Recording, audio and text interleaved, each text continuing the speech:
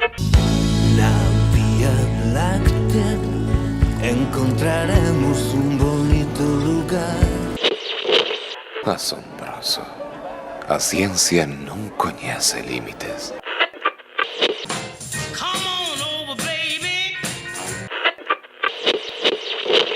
Acaba de sintonizar vostede Baleiro Perfecto.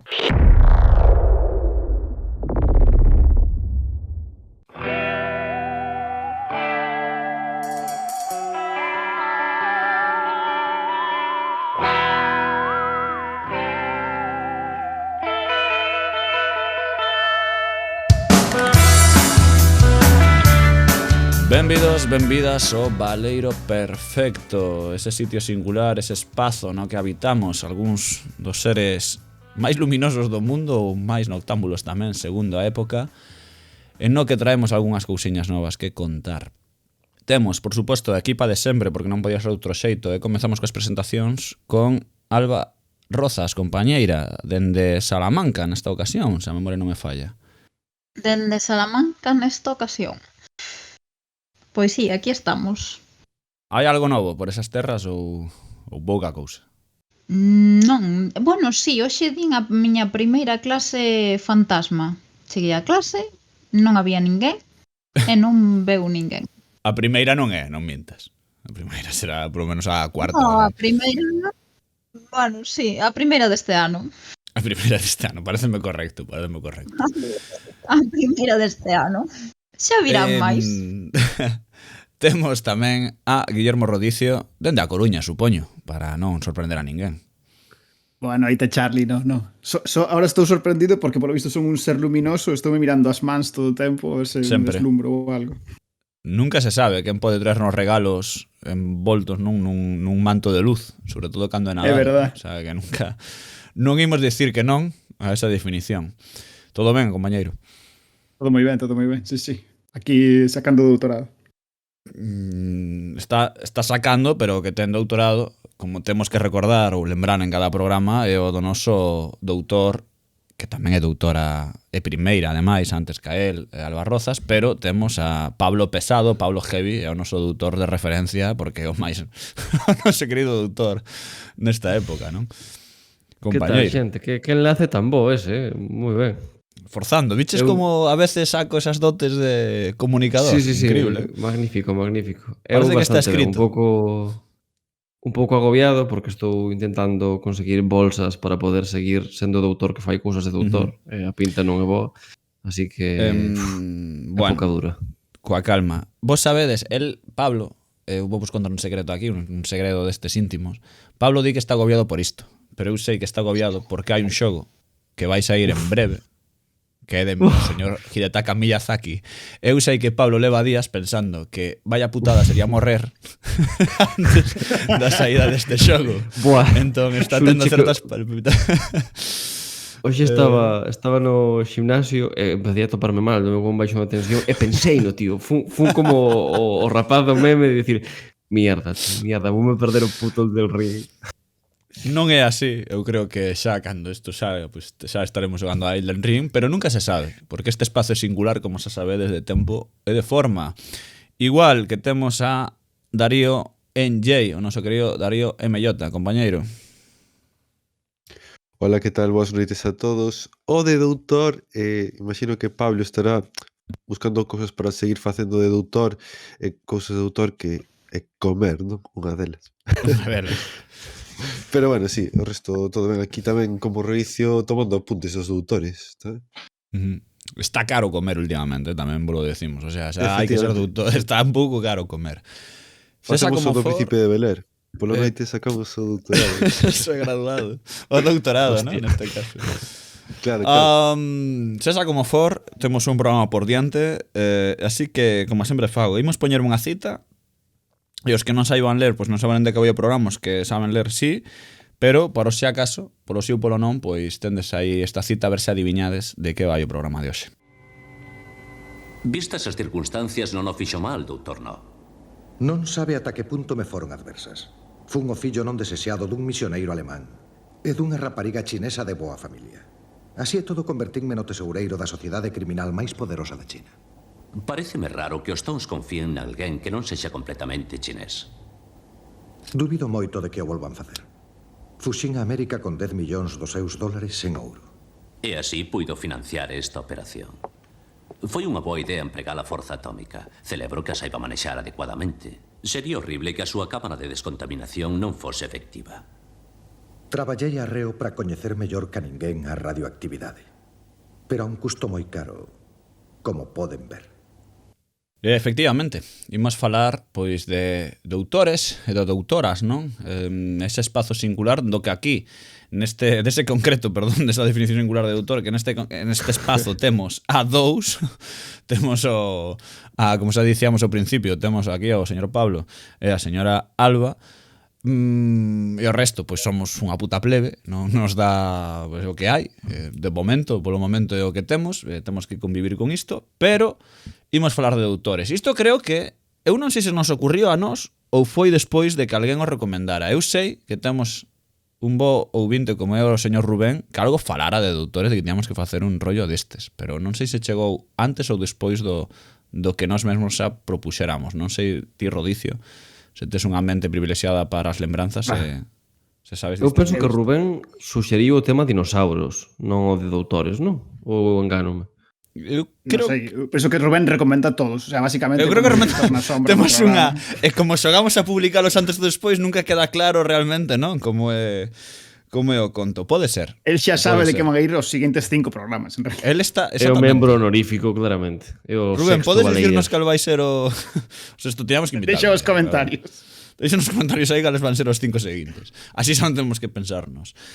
Se esa como for, pois imos falar de doutores e doutoras.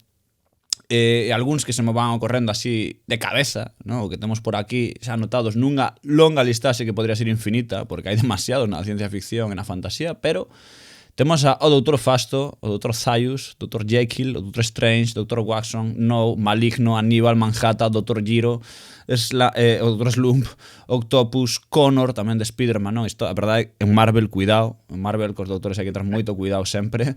Henry McCoy, como decíamos, por poñer un bo, neste caso Bestia, non? O mítico do Patrulla X, a Bruce Banner tamén, pero temos logo Zoiber, non? Un clásico doutor de Futurama, temos a Chris Kelvin de Solaris. E non sei, podíamos citar moitísimos, pero creo que antes disto compré falar das nosas primeiras veces con doutores. Eu xa sei que temos unha real, que probablemente cando imos ao médico ese pediatra, pois nos oculta e nos di que temos varicela, pero antes diso, despois diso, creo que podemos avanzar na nosa propia intelectualidade e dicir cal algún trato que sexa máis interesante que ese para xente que está por aquí escuitando isto. Así que, Alba Rozas, compañeira, primeiro contacto con doutor do que ti queiras que sexa doutor, non ten que ser en medicina. Pois mirade, agora que o estou pensando, a primeira vez que fun consciente de que estaba en contacto cun doutor foi xogando a Pokémon cando che daba as instruccións para empezar nos primeiros xogos o doutor Oak. E che decía, eu son o doutor Oak, benvido a Pokémon e ao mundo de Pokémon. Este mundo está habitado por unhas criaturas que se chaman Pokémon. E despois daba xa Pokédex, e o primeiro Pokémon. E ese é a primeira... biólogo, o doutor Carballo sería biólogo, verdad que non sei. Eu non é por atacar a acreditación de Oak, pero que eu saiba non tengo doutoramento. É profesor Oak, é certo. Amigos. Pero a bata non dá... Pero claro, o da bata... Sí. No, eu na miña cabeza ese home era doutor. Pasa, sen problema. Non hai problema. O sea, se ti queres que... Alba, mí... se ti queres que sexa doutor, eu creo que todos afirmamos que o profesor Oak pode ser un doutor, perfectamente. E ten sentido narrativo. Así que... Ese é o teu primeiro, perdón, Alba. É o teu primeiro, entón, considera... Oye, un bo recordo, quero dicir, está ben traído, Eu así dos primeiros recordos, porque claro, a ver, víalo coa bata e para min era... Pois iso. Para min, eu asociaba co doutor moi facilmente. Se leva bate doutor, igual que hai doutores por aí que non son doutores, probablemente non teñan o título e se ascende, aparte, en moitas historias ficcionais, o sea que eu creo que podemos mercalo. Podemos aceptar pulpo ou polvo, non? Como animal de compañía.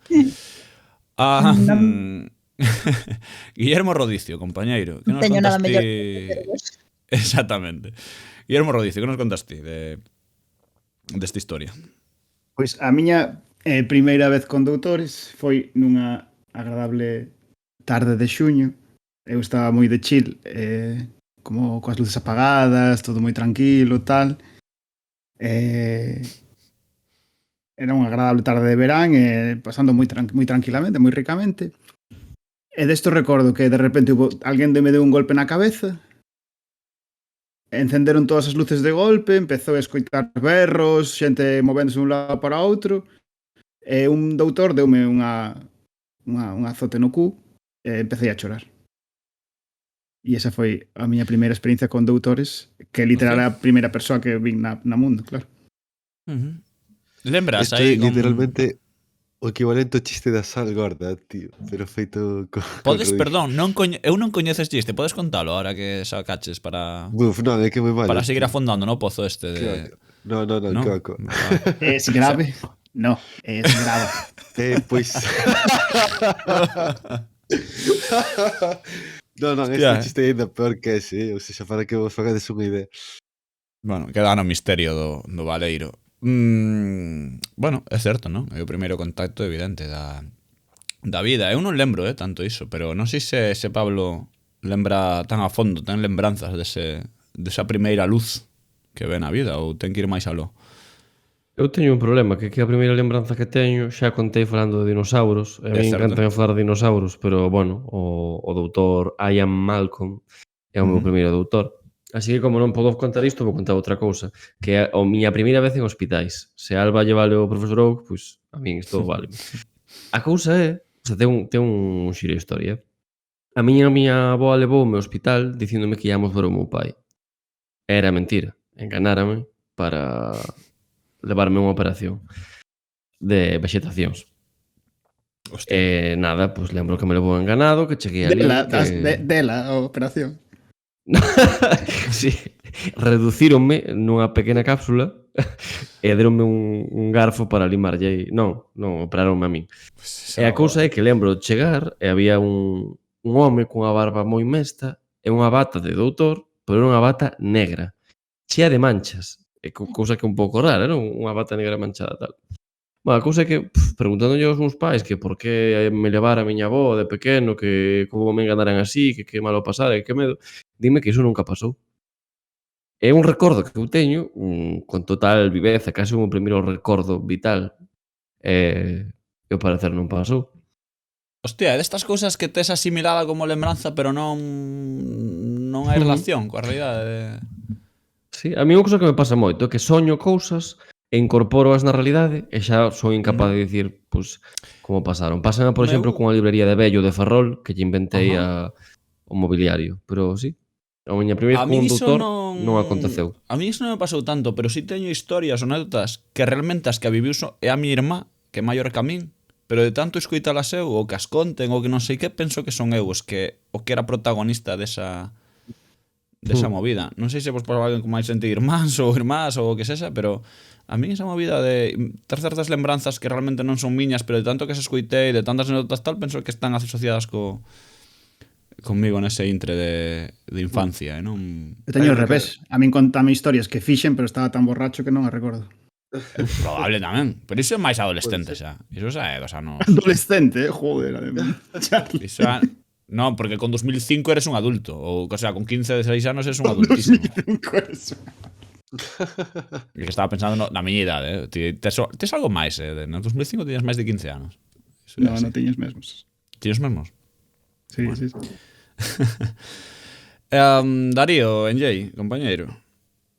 Pois eu creo que isto xa o dixen fai capítulos, pero a miña primeira experiencia cun doctor é a de o doutor Granudo da pasarería de Transilvania.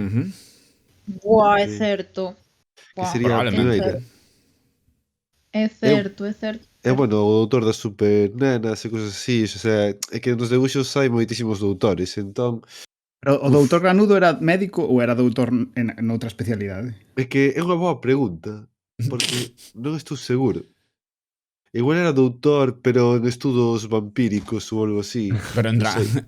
de tranquis, doutor de tranquis. Non que se Claro, diga, igual era normal. doutor, pero de investigador. Igual era investigador de criptas ou algo así, non sei. De Non me lembro. criptos.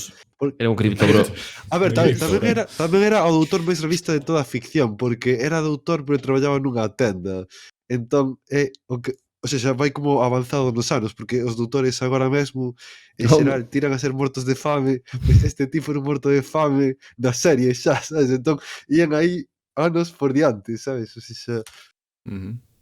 non A sei. xente agora- buscando prediccións nos Simpson hai que buscalas na paxarería Transilvania. Efectivamente, tío, efectivamente. Ah, ser. buah, sabedes Sí? cal é o meu primeiro doutor? O doutor Gam do Inspector Gadget, ó. Ahora acabome de dar conta, o malo malísimo do Pero Inspector Gadget. ese como se chama? Doutor Mad, non? Non era Doutor Mad. Sí, non? Era, é que non sei o Sí, nome ¿no? exactamente en castelán. É que non sei como se traducía É que aquí. Eu eches acordo con todos calados ou flipando. Que sos Alba? Creo que está o Estou- Doutor Mad hackeando a Alba. estou. No, o que pasa é que la ten máis retraso que a ti, entón tarda un poquinho máis en contestar. Ah, perdón. Hoxe está o día, temos o día increíble hoxe, No, Todo vai sair mal. Ten máis retraso que a ti. joder. Gracias, eso sonou precioso. Pois o doutor Matt é a miña primeira experiencia con doutores, acabome de acordar. O doutor Gange este do malo do Inspector Gadget, que só se lle viaman. Sí. E o gato. Doutor Mad. O En gato, algún como momento- se chamaba o gato? Non me lembro agora. Non me lembro. Ni En algún momento da Era un serie can. chegábamos a velo. O sea, eu, Sí, era o No, final, no. ¿no? O final da o serie final de víase. todo sí que se veía o Sí, fulano. Que va, E descubriese que era Non, doutor eh. en xeografía. Hostia. Pola USC. Eso non a vin vir, Eso non a vin vir. Joder. Pois eu así de doutores e tal recoñezo que estades poñendo uns exemplos moi interesantes, pero para min o doutor non foi o primeiro que vin, evidentemente, nin que me quedei con el, pero este sí que me produxo especial magua, porque creo que anticipaba o concepto doutor que tería cos anos, fora dos medicina, que era o doutor Otacón, que estaba en Metal Gear Solid. Era un pobre que bo, home que que bo. estaban a punto de aniquilalo ali, Grey Fox, Snake pois consigue salvalo, pero que ademais tiña o puto camuflaxe óptico, que é o mellor invento que hai na historia. El tiña un e non entendo por que tiña un fucking camuflaxe óptico co que se podía mover invisible pola base, pero parecíame un mellor invento de que, oye, podes darmo? Non, dasmo se teño que acabar o xogo, bueno, xa sabedes como é isto, pero o fucking do Otacón, que era, bueno, xa o propio nome, non? Otaku, xa facía un pouco a broma Hideo Kojima con iso, pero é un dos que así lembro. Realmente na historia dos videoxogos, dende logo, que hai, seguro que se agora penso, non? Porque había doutores antes, doutor Mario foi doutor nun momento dado e O tal. doutor Mario, chaval, que te daba pílulas gigantescas para xogar ao Tetris. Total, pero para min é o doutor aquí o señor Otacón, non? Que é un clásico do Metal Gear Solid e que eu quedo na memoria de PlayStation 1 con el.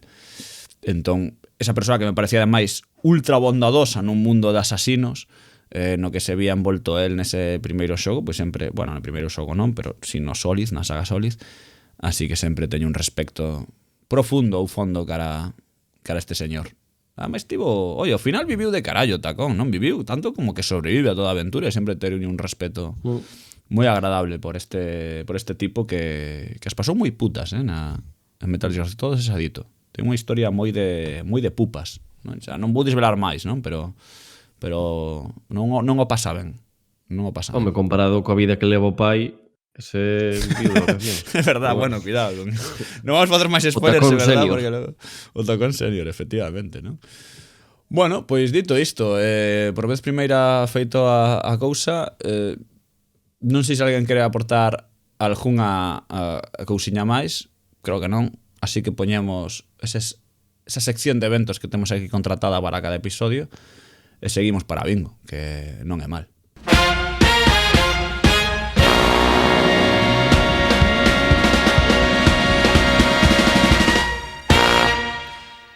Así que veña, definindo a movida esta, definindo a cousa, o mellor todos sabemos o que é un doutor, pero creo, sempre coido que Alba sempre nos pode guindar algo de luz hacia hacia a verdade cando falamos ben. Así que, compañeira, tú é a palabra. Pois aí vamos. Imos ver, así para comezar. Unha das principais funcións e atractivos da ciencia ficción, segundo apunta o doutor Miquel Barceló García no seu artigo Ciencia e Ciencia Ficción, é o de especular sobre a resposta humana aos cambios no nivel da ciencia e da tecnoloxía, segundo operaba Isaac Asimov, que era divulgador científico e famoso autor de ciencia ficción, como xa todos sabedes. Sabemos que a ciencia ficción empezou a facerse popular nos anos 40 e 50 do século XX, precisamente cos científicos. Isaac Asimov pois é o exemplo máis evidente, era o doutor en química e foi profesor universitario, logo está tamén Arthur C. Clarke, que foi un dos pioneiros nos estudios da astronáutica e foi o primeiro en propoñer o uso de satélites xeoestacionarios como nós de comunicación, non? Logo tamén hai outro, Robert Heinlein, que foi enxeñeiro naval. A listaxe podería ser moito máis longa e pode incluir nomes que unen nunha soa persoa as capacidades do científico, do divulgador e do novelista de ciencia ficción, non? Como ocorre cos xa mencionados.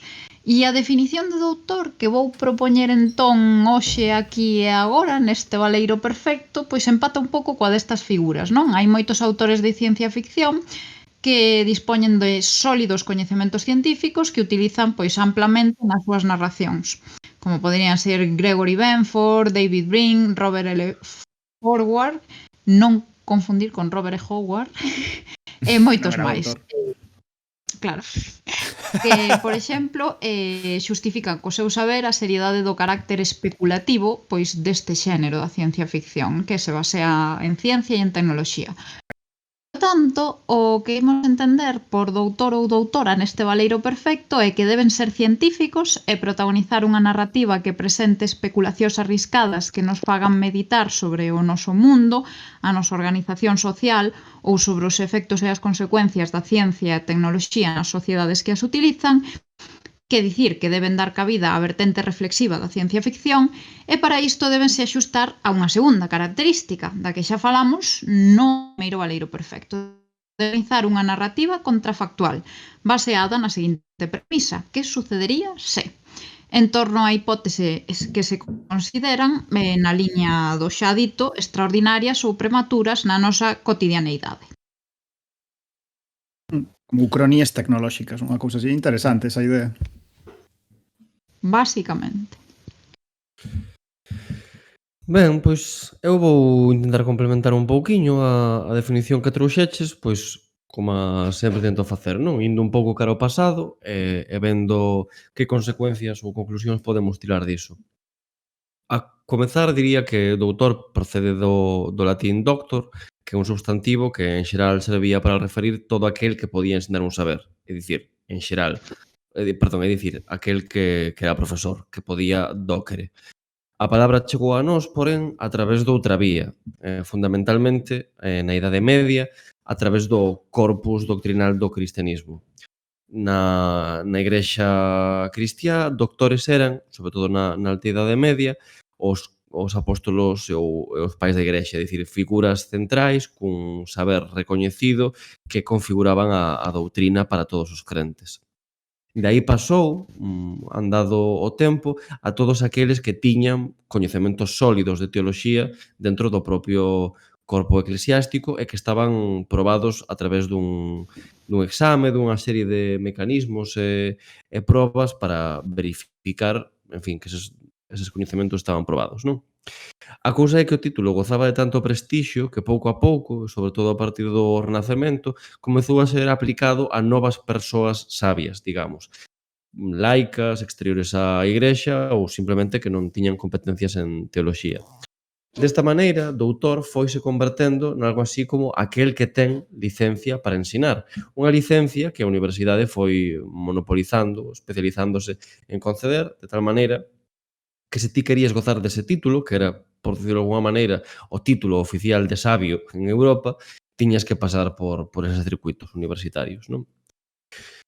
En fin, desta maneira, volveuse inaccesível a uns poucos escollidos que foron adquirindo pois un gran prestixio e, por tanto, un gran poder político.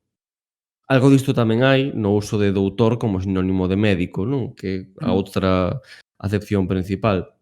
Inicialmente, os médicos eran doutores pois porque recibían este título distintivo de sabios, digamos, non? A cousa é que, como eran os únicos sabios con que entraba en contacto unha parte importante da poboación, pois acabaron asociándoos a propia idea de doutor, non? Estes eran o sea, doutor significaba para eles a xente que te cura, digamos. Refírome a xente, a xente do común, ou a xente de enclaves rurais, cidades pequenas, pois os únicos doutores con que entraban en contacto eran estes médicos. En fin, todo isto que veño de apuntar pode parecer así moi distanciado da ciencia ficción, que é do que tratamos, mas non está tanto, penso eu, porque na historia deste concepto hai moitos significados e simbolismos que son moi relevantes para entender o papel que xogou a figura do doutor na ficción en xeral, na literatura, no cinema. Diría que esta figura reúne tres grandes núcleos semánticos que compre debullar e que seguro que iremos pouco a pouco analizando neste baleiro. Por unha banda, o do home experto nos saberes ocultos, que proviría desa rama teolóxica, o de persoa con autoridade intelectual, fundamentalmente unha autoridade intelectual que pode exercerse de modo político, que ven deste carácter administrativo, burocrático, que sempre implica recibir o título máximo de sabiduría.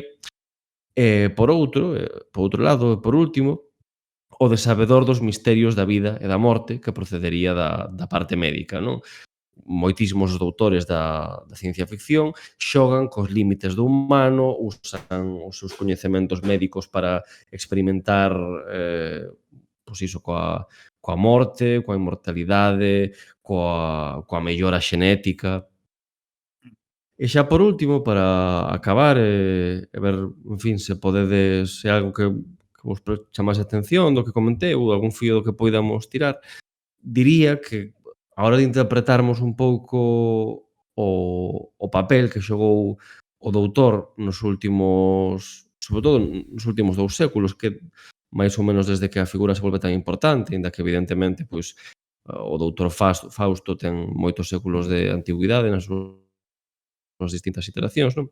Mas o papel fundamental que xoga actualmente, penso eu, é un pouco a nova encarnación do home sabio, do mago, do oráculo, do conselleiro real, típicos das ficcións arcaicas, digamos, que no noso mundo posterior á Revolución Científica, secularizados, se queredes, pois xa non entran tan ben, non?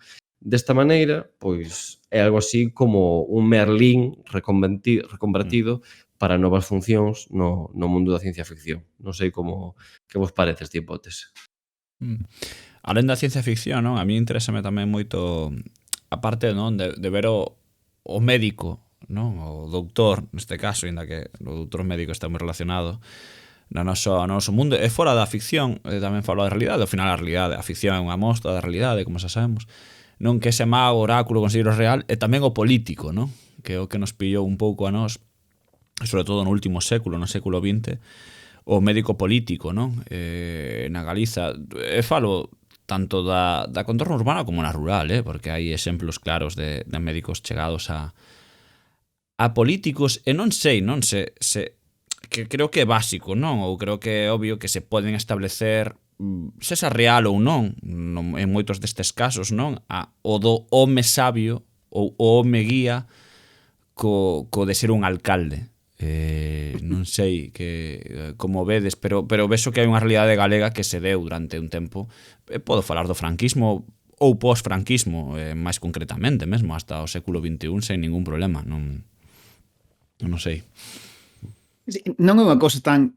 Pode parecer, porque en moita medida... Porque a nosa memoria, claro, entendo. Claro, moito de incluso a imaxinería visual, non? Como as películas que recordas, case todas son da época pois da segunda metade do século XX, e claro, para o noso franquismo é como de onde extraes moitas veces moitas cosas de imaxinería. Pero a idea do médico como ligado ás forzas vivas non é algo que nace maiormente a partir da Revolución Francesa, porque se ven antes, como contaba antes Pablo, os médicos pues, eran todos doutores en medicina. De feito, como comentaba, eran doutores de baixo rango, eran como considerados menos importantes que os doutores en teoloxía ou doutores en bueno, noutras ramas que eran consideradas como de sabiduría máis alta, pero a partir eso da Revolución Francesa xa se incorpora sobre todo na cidade os doutores como a burguesía xa forte, en dun movimento expansivo, os doutores tamén rurais empezan a ser considerados tamén como un estamento alto. Neste sentido hai un libro moi interesante que gañou o Premio Risco hai uns anos, que é de Enfermos pobres, médicos tristes, que é unha historia crítica da medicina rural en terras esquecidas de Roberto Fernández Álvarez, onde conta moitas cousas sobre, bueno, conta moitas cousas en xeral, pero tamén fala da socioloxía e da relación médico-paciente na Galiza rural do século XX, e onde podes é interesante por relacionada como que falaba Pablo, non? Como a figura do médico vai se transformando pouco a pouco nun ambiente social moi transversal que vai dende as cidades, o rural, dende a xente máis rica, a xente máis pobre, nese elemento de intelectualidade que se cuela na túa vida ordinaria, non? Que podes ver como se fose a versión do visir real, pero tamén para todas as persoas, o coaxudante constantemente. Joder, estou pensando xusto que todo o que ves de describir, a parte do ensaio que propós, onde mellor se ve é en Madame Bovary directamente, non? Pois, precisamente iso, o poder e o capital simbólico que ten un médico nunha vila de provincias despois da Revolución Francesa, claro. A ver, eu É unha tamén cosa penso... nova, sí. A ver, tamén, aparte que comentades, o tema dos doutores, do emprego dos doutores en ciencia ficción, é o tema este de que é moi fácil, aparte de que, bueno, para hacer certas cousas, precisas ter uns coñecementos bastante avanzados, non? Que imagino que por eso, en moitísimos obras de ciencia ficción, os doutores son os protagonistas, porque hai certos ámbitos no que só os doutores poden acceder ou poden participar neles, pero tamén noutras obras de ficción existen os doutores como un xenio perturbado, non? Como comentades antes, como comentachedes un pouco antes tamén, o feito parte do poder simbólico, tamén o feito de empregar o que é a tolemia, non? E utilizar mediante esta tolemia a mítica relación entre tolemia e creatividade, non? Ou perturbación e creatividade, non? O sea, creatividade no mal sentido, non? O outro tamén no bo sentido. Podese facer En relación co poder, penso que é guai pensar o capítulo de hoxe como nunha especie de reverso tenebroso do capítulo que fixemos dos magos. Magos mal. Podía ser, non? Pero sí que había un conglomerado, un conxunto de doutores, non? Na sociedade durante un tempo sí que houve ese contrubernio, non sei se é a palabra. Pero porque eu lembro que falaban meu tío podría ser o meu abuelo, non? Ou son de mai moi moza frente aos pais na época. Entón, o meu tío contábame, non? Por exemplo, que en Palas había este tipo de reunións que eran moi habituais, sobre todo en épocas máis escuras, que se daban nas reboticas ou tal, falo de médicos ou farmacéuticos ou boticarios exiliados, non? Que se chamaba exiliados, o que eran simplemente, pois evidentemente como non podías matar a todos os médicos nin a todos os farmacéuticos ou todos os intelectuais que estaban contra ti no franquismo, pois evidentemente mandabos a X pueblos, non? E Palas, por exemplo, tivo un destes, non? Como era a rebotica de Don Amando, e ali tiñan reunións. Entre eles doutor, sí, estaba o doutor médico, evidentemente, pero creo que podremos considerar na época pois, un estilo de doutor ou do home sabio, pois, o abogado do pueblo, o farmacéutico, evidentemente, que teñe un poder, este tipo de asuntos, non? Entón, a min gustame esa idea, non? De ese conxunto de homes sabios naquel momento, non? Ou intelectuais que se buscaban ou falaban, opinaban, por suposto, aquí había, algúns serían máis conservadores que outros ou máis progresistas que outros.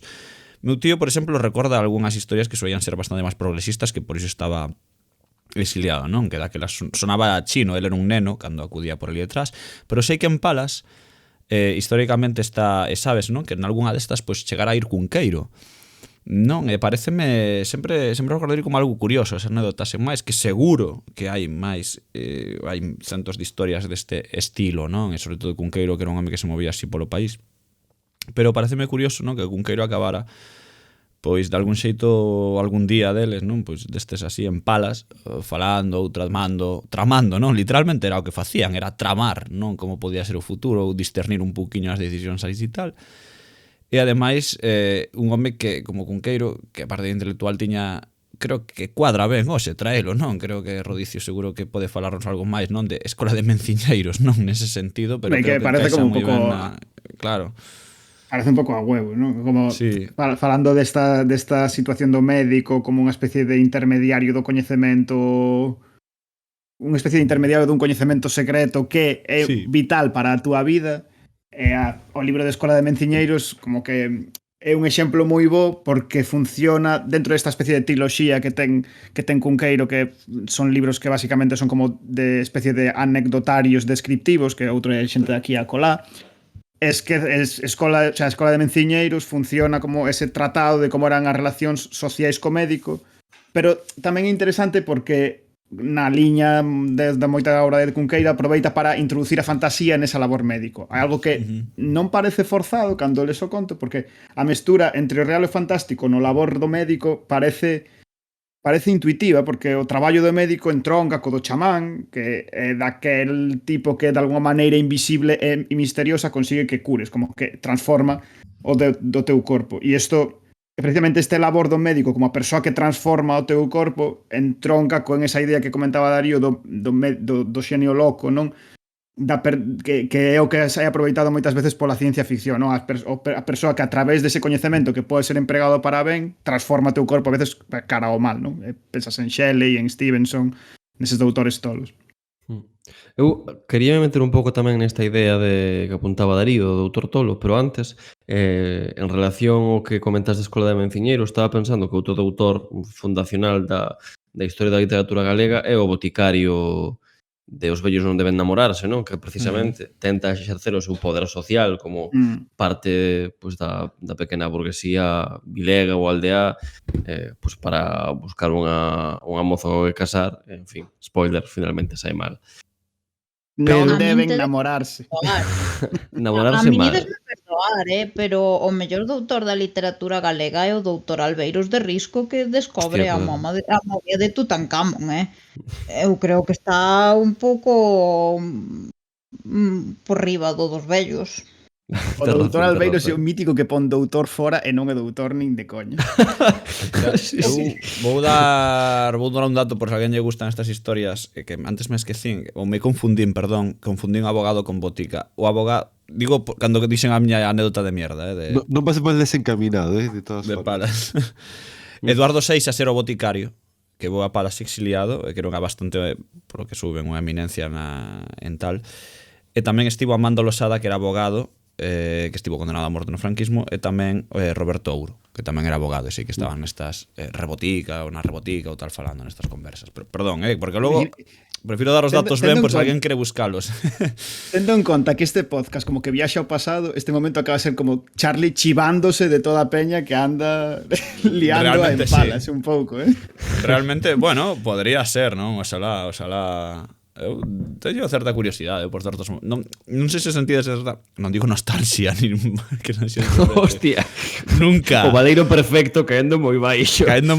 Non? Pero sí que estas cousas de tertulias ou tal sí que creo, non? Ou tenían certo aquel, non? Que é difícil pensalas agora, non? Pero ese momento de casi clandestinidade sempre me teñen certo romanticismo, pero evidentemente provocado por terribles situacións, non? Que non teñen nada de romántico nin de bo. De feito, ahora recordando, doume conta que a última novela de Suso de Toro tamén fala da historia dun médico compostelán a través do século XX, que é do Ramón Baltar, a novela de un home elegante, un señor elegante. Verdade, sí. Un señor elegante, sí. Ou con esta liña tamén. Ben, non sei se queredes aportar algo máis aquí nesta primeira definición, se estamos ademais introducindo o tema dos doutores tolos, non? Que é algo, creo que podemos sacar moito del ou moito desta historia ao longo dos próximos minutos. Así que se me dades permiso, pois poño xa aquí a seguinte melodía. Neste caso pode ser que de saxofón ou mellor fallame un pouco oído, que tamén pode ser, pero seguro que coñecemos todos.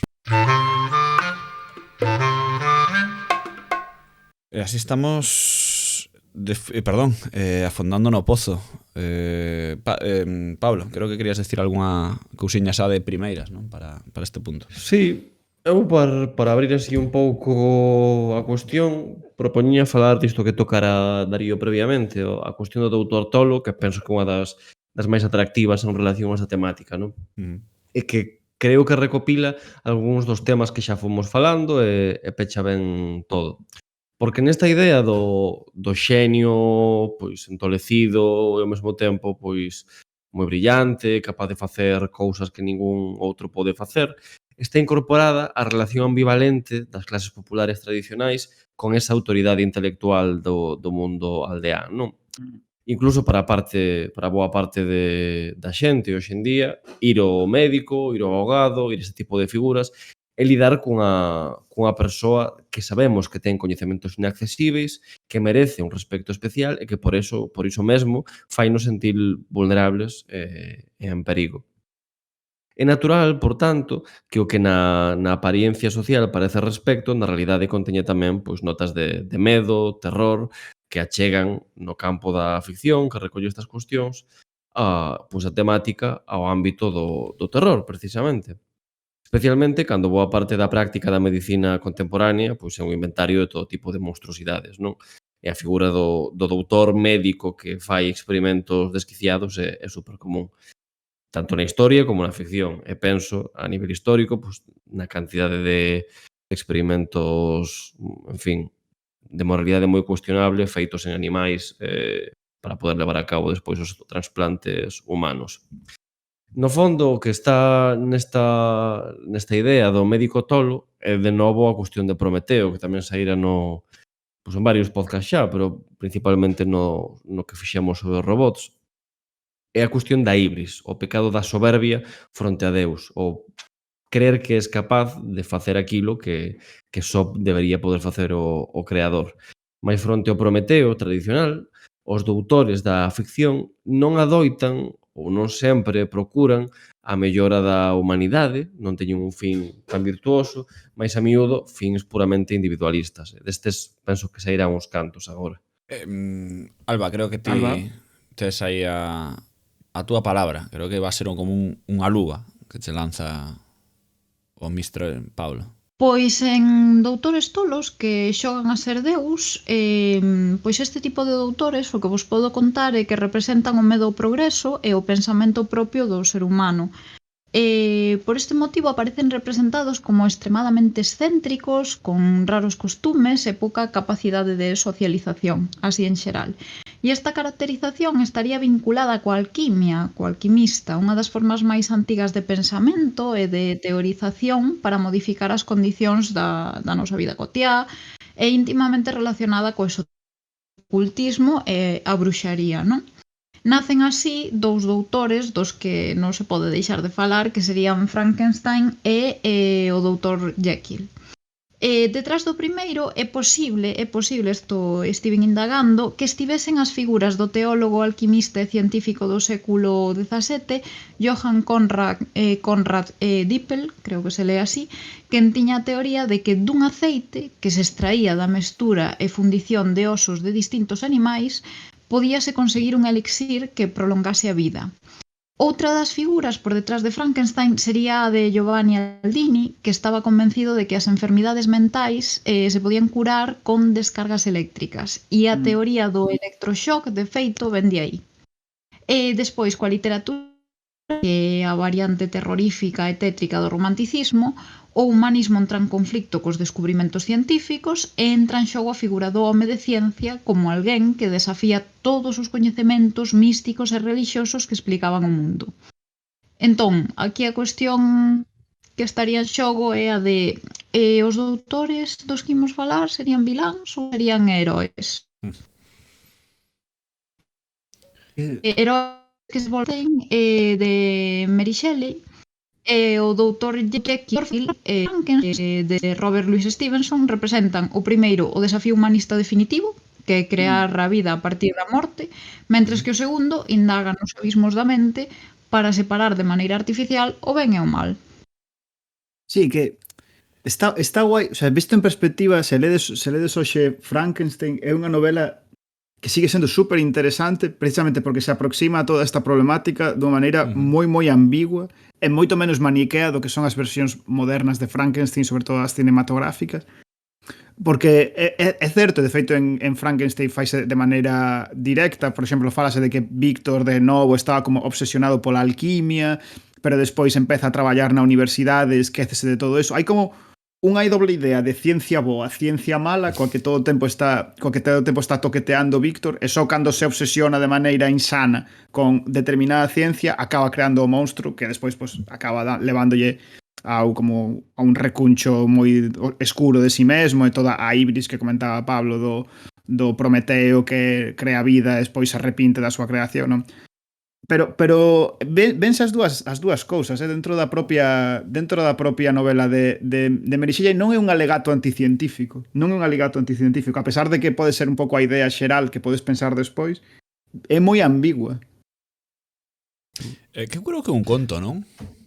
Un conto tenebroso, non? Non con excesiva ensinanza, non sei se me explico, non? O que dis ti, non? Que é moi ambigua, non? Tanto está a ciencia boa que fai do tal e incluso discursos máis cristián, non? Supoño no momento de criticar a ciencia por excederse, non? Pero creo que aquí Mary Shelley acertou moitísimo no foco, non? Nas dúas cousas que poden ser ao mesmo tempo, non? Como esa pluma que está no aire frotando, non? Sen caer para baixo ou ir moi arriba. E tamén saber un pouco en que dirección vai a creación, non? Quero dicir, si o ser humano pois xoga a ser Deus, pero xoga a ser Deus para que? Porque ti creas o monstro de Frankenstein e logo para que o creas, que fas con el? Como vas, a cuestión é esa, como vas tratar, como vas socializar. Moitos dos comportamentos de Frankenstein xustifícanse polo desleixo do seu creador. E xustificos así a propia criatura. Entón é como, si, moi ben, xoga a ser Deus, pero para que? Sí, pero ademais hai como... Porque todo o mundo asociamos directamente eso, a parte biolóxica, incluso a parte un pouco alquímica, non? A creación de Frankenstein, pero na novela de Frankenstein, por exemplo, tamén aparece como en parte solución ao problema a parte científica da exploración, a chegada do Ártico e toda unha parte da trama desenvolvese ali e como que de novo introduce esa idea científica do descubrimento do planeta como unha posible solución ou como unha especie de rama alternativa. O sea, están todos estes elementos como nun malabar raro nos que non sabes que significan, se son positivos, se son negativos, e penso que eso é o que fai a obra como moi atemporal, o sea, moi intemporal. Sí. Mola un montón, sí. Eu a verdade que ia traer uns autores aquí nesta pequena parte de autores tolos que non teñen nada da profundidade que vides falando, porque hai un doutor moi guai, unha idea de doutor que está ben e que funciona e que existe moito, que este doutor que está tan tolo que é como unha especie de parodia de si mesmo, non? E adoita ser calvo, levar os pelos así un pouco para como medrados, ter un bigote así de escoba. Ou barba. Sí. É unha cousa que circula moitísimo, que non sei como describir, pero dous exemplos que se me ocorren que son como moi paradigmáticos son, por unha banda, o Doutor X de Action Man, que non ten trasfondo, non? Chámase X porque é unha cousa como de doutor, non? Chamarte, pois, eu que sei, doutor álxebra. Sí. Misterio. Hai que despexar a X. E pensaba tamén no Doutor Willy de Mega Man ou no Doutor Robotnik de Sonic, non? Que é xente que está colgadísima. Non é agora, Robotnik. É que hai un tema traductolóxico aí. O sea, Eggman foi desde o principio ou desde o xogo 2, non sei. Pero, bueno, eu sempre o coñecín como Doutor Robotnik. Outro que lle regalaron o doutorado. Pois si, esta xente que se dedica a facer robots para facer cousas malas en xeral, non? Non é, non ten un conflito aí ético, moral, chungo, porque quere curar o cancro da súa filla. Non, quere encarcelar paxaros. O doutor Robotnik o que quere é coller os animais e metelos en gaiolas porque lle gusta, non? Non sei, pareceme guai. Por certo, así, buscando información sobre o doutor Xe, realmente, a ver quen era, non? Se tiña lore, atopei unha wiki dedicada a Action Man e foi moi guai porque había como unha pequena información escrita moi seriamente que poñía o seguinte.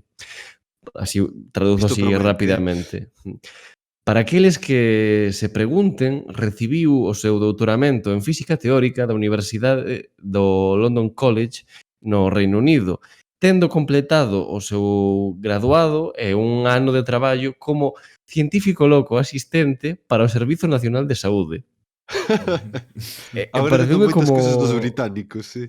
Claro, un lore moi raro para Action Man, non? Atopar ese tipo de información pois de carreira académica na caixa do boneco que mercabas cando tiñas 10 anos. Ven o expediente, ven as notas que sacou no grado de Claro, científico loco. Por manter un momentiño a miña tendencia a explicar memes neste podcast, vou falar do... É que hai un meme, falaches do cáncer, non? De que estes doutores poderían estar curando o cáncer, pero fan outras mierdas, non? Entón había unha viñeta mítica de Spiderman na que vai a unha illa onde está este doutor, non me sale o nome agora, non lembro o nome, a É verdade. como se fose Doutor Muro, é como se fose Doutor Muro. Sí, exactamente, É unha broma, que é unha gran inspiración nisto, non? E el como que converte en dinosaurios a puta peña, entón Spiderman non como que di, pero tío, podrías estar reescribiendo, o sea, reescribes o ADN, non sei que en tal, podrías estar curando cáncer, pero faz dinosaurios, e el, bueno, pero é que eu non quero curar o cáncer, eu quero convertir as persoas en dinosaurios, non? Como argumento máximo da vida, Este meme xa foi explicado aquí, penso eu, non? Ou falamos Estou del, tendo un pero lugo. non Eu creo sei que se falamos del, explicamos. non? Pero bueno, creo que Sí, pero acontecía traelo de non novo. sai uno en directo non sai uno. Estamos nun lazo temporal constante. Non sei se hai un directo, pero creo que hoxe como doutores tolos creo que comprendía traer a esta viñeta que é un clásico absoluto de internet. E a verdade é unha miseria de verdade dos doutores tolos, non? De podes facer o que te sale dos huevos porque tes aquí, non sei, convertes as personas en dinosaurios, pero non podes curar un puto cáncer, non? De colon, pero ok, de acordo, tío. Entón ten a Pero súa... bueno, realmente... Ten o seu aquel. Sí, é que é curioso iso, que, joder, teñen aí un exército de esbirros, pero non poden facer a paz no mundo, teñen que cargarse o sol, tío. Sí, bueno. Boa, que conste que hai unha subsaga de Spiderman, non sei se coñecedes, en que o Dr. Octopus entra no corpo de Spiderman e decide ser bo e usar os seus coñecementos científicos e os seus séquitos para facer o ben. E que é o ben? Pois formar un exército fascista que controla toda a cidade de Nova York, usar drones para vigilar o crime e a justizar a peña, montar megacárceres, en fin. Ás veces pasa. Mellor que se dediquen a outras cousas, senón... Acabas de definir a Estados Unidos. Pero é unha... Pero isto que trae Pablo, e en xeral, Sí, o sea, sí. reflexionar durante máis de 30 segundos na puta viñeta de no, é que eu quero convertir as persoas en dinosaurios, plantea o problema de que a tecnoloxía, o sea, sempre a empregamos para cousas que son igual de random que calquera outra, non? E que estes señores son malos, pois porque decimos que son malos. Porque estou pensando, por exemplo, na última película de Spider-Man, que agora xa hai un mes polo menos que saiu e se pode falar dela, nas que parte da trama é de que os señores son químicamente malos e alterando parte da súa química os podes convertir en vos por algunha razón extrañísima. É moi E de fodido. repente son- Tolísimo, e de repente tolísimo. son Iso é unha vos. mierda. Iso é unha mierda. Sí. É que, a verdade, A min pareceume- eu percibo... Sí, perdón, Pablo, o sea, fala, perdón, fala ti. Non, simplemente que me pareceu aberrante estalo vendo e dicir, Sí. meu Deus, isto é pedagogía nazi, tío. Claro, Sí, o sea, sí, é como a consecuencia sí. lógica é de, no, é que a ver, se me podo meter no teu cerebro e cambiar 3 chips, de repente podo facer o que eu quero que fagas e iso é o ben absoluto e claramente o ben, sabes? Mentras que tiras malo antes. Sí, O sea, que aparte é unha- son excusas moi barateiras, además que utiliza a película, que xa no seu día do outro Octopus, perdón, en concreto, xa me parecía barateira, que era que os tentáculos o facían malo a él. Xa me parecía como barateiro, xa no seu día de a tecnoloxía é mala e pode acabar contigo porque se mete na cabeza. Pero nesta Pero película eso xa- foi como estaba enfermo, sabes? Era como unha enfermidade, Sí, pero a sí, movida enfermo, esta era que pero a súa estás personalidade cagado, estaban mal, as súas A ver, personalidades. Estás mal. Dúas cousas. A primeira que eu penso que o que pasa na nova película de Spider-Man basicamente é unha forma moi elaborada e moi bonita como fai Marvel nos últimos tempos porque ten moitos cartos de facer lobotomías en directo. O que se lle practica a esa xente son lobotomías. Sodes criminais, imos vos meter unha agulla ou que sexa na cabeza para que deixedes de comportarvos de maneira errónea. Gordísimo. Pero fora iso, quero facer aquí un alegato A favor do Duende Verde. Dr. Octopus. Ah, vale. Tamén. Pero o Dr. Octopus é certo que o comezo está tolo, pois porque os tentáculos lle fan mal, pero en Ultimate Spider-Man danlle como unha volta de porca a isto e fano super guai porque conseguenlle quitar os tentáculos e quedas en eles e descobren que non, todo iso era unha explicación que a xente se montara, pero que non era certa, que realmente Bravo, atentos, bravo. atentos, que o Doutor Octopus é capaz de escoitar os sentimentos e os pensamentos do metal. Hostia E puta. o tema é que ten como unha relación sentimental moi dependente, moi tóxica coas cousas metálicas. E nada, é capaz de facer que o metal se chegue a él e que se dispoña en forma de tentáculos. Pois unhas potas, pois colle unhas potas e enganchanse como brazos. Oye, É Marvel unha volta fan. super guapa, de verdade. E Marvel isto xa ten fan. anos, debe ter como 15 anos mínimo. Pero non sei. No, maravilloso, maravilloso. Non coñecía a de Seshiro, pero pareceme maravilloso. Pero igual que me pareceu maravilloso o Duende Verde, de que nesta peli di que me la suda todo. En plan, tomar por culo, coño. En plan, que son malo, hostia. A ver se entendedes mal. De que me queres deixar de vivir. Pois clavo a puta faca, non te sabes? En plan, de Que que vas non, con eles, tío. tío. Eu acabo indo con eles. De verdad que quero que gañen os Que sí, outros. que sí, tío. que hai un momento nesta peli, pero que tío, que Son tío, os que están Rodicio. loitando polos dereitos humanos. Nesta película están loitando polos dereitos humanos Totalmente, os freelance, totalmente. tío. É que dixe, joder, O Electro, Sí, perdón. Electro é perdón. o heroe da película, facilmente. Un tipo que só quere pasalo ben, realmente. Sí, ¿no? Non fai dano a ninguén en toda a película, Electro.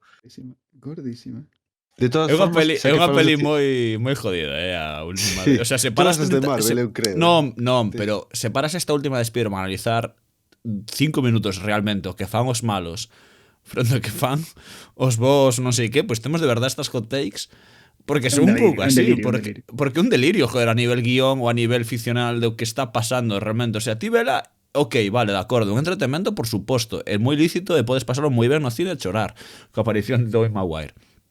Pero realmente un delirio, como di aquí Rodicio, que un delirio, rollo, pero que estáis facendo lobotomías, joder, esta puta peña en plan de no, vamos a facelo guai, joder, a ver, por favor, tampouco é así, o sea, pues bueno.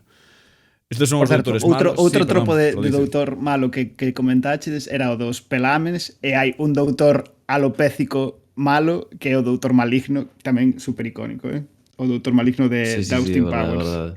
Sí, pero que está baseado no propio do doutor, hostia, en Doutor Spectra. Como se chama? O doutor Slofen.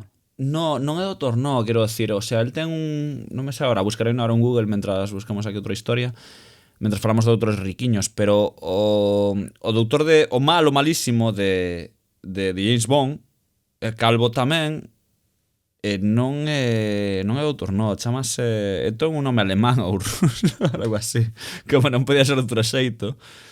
Pero ahora o busco e digo, pero está basado en él, Sí, que tamén é sí, calvo sí. tan, e aparece nun par de películas, onde unha, Roger Moore, hostias, perdón, é que isto teño que contalo. Hai unha película onde este personaxe aparece ao principio, xusto como en plan intro, como un duelo final, isto é verdade, aparece como un duelo final, e Roger Moore acaba pilotando un helicóptero, e o colle por detrás, porque este señor está como nunha silla de rodas, nunha cadeira de rodas, e collo así, metelle como ferro de abaixo do helicóptero, non? Mete o collo, e vai no levando no aire e acaba botando por unha chimenea ao malo malísimo, en plan. E dille, antes disso, toca a cabeza e dille, sí, cocoliso, non sei que, e acaba botando por unha chimenea. Isto pasa en Roger Moore, nas pelis de Roger Moore, porque Roger Moore é o mellor James Bond da historia, onde todo pode pasar, pois isto acaba pasando, de que o malo malísimo James Bond colle nun helicóptero en plan, pum, métote por aquí, fora, e métote nunha chimenea, así no aire, porque podo. Isto pasou, é a hostia. Chaman cocoliso, toca a cabeza e todo mentre na viaxe, é terrible. Hostia, cocolizo. O antiintelectualismo nas pelis de James Bond é moi real, Bueno, en todas as pelis de acción, eu creo, non? No, pero, joder, Roger Moore sempre me pregunto, mellor Roger Moore. Mellor James Bond, Roger Moore. O sea, sen lugar a... Bueno, sin lugar. eu Pero creo que todos os malos eu creo son que doutores, pero bueno. eu creo que James Bond non acabou a eso, sabes? Non fai falta. No. Faltaría máis. No? Oi, un martini de ataque. Moi orgasista, claro que sí. De todas Dime. formas, xa que falamos de doutores tolos e todo o rollo, estás todos falando como que tolo implica ser malo, Uh-huh. non? Eu creo que Ujú. estás falando prácticamente case todos. Bueno, Pero- pero dices tú. Home, non, é que ia dicir aquí un exemplo do doutor que é tolo, pero que é bo, que Doc, de Regreso ao Futuro. Efectivamente, creo que Alba tiña algo por aquí comentarnos xa para entrar en doutores riquiños, ¿no? Que non son os doutores malos, son os outros, os doutores que, joder, intentan non matar moita xente, polo menos no camiño á investigación. Sí, eu creo que o primeiro deles é como di Darío o Doc Brown, creo que, non? Sí, Emmett Brown, sí. Pois que inventa un coche deportivo, creo que todos nos facemos unha idea de Regreso ao Futuro, non? Que permite viaxar no tempo con todo o que isto implica para ben e para mal, non? Porque hai un momento no que o protagonista da película, que non é o doutor, pois ten que facer que os seus pais se volvan namorar, porque senón ten un problema. É así, e despois a ver outro o doutor riquiño por excelencia, eu creo que é o Doutor Who, non? Que Bueno, a doutora Who agora, non? Agora sí, porque ademais parece ser que se pode reencarnar cando ve que o seu corpo está morrendo, pode ser reencarnar noutro ata 12 veces, vai a cousa así, non?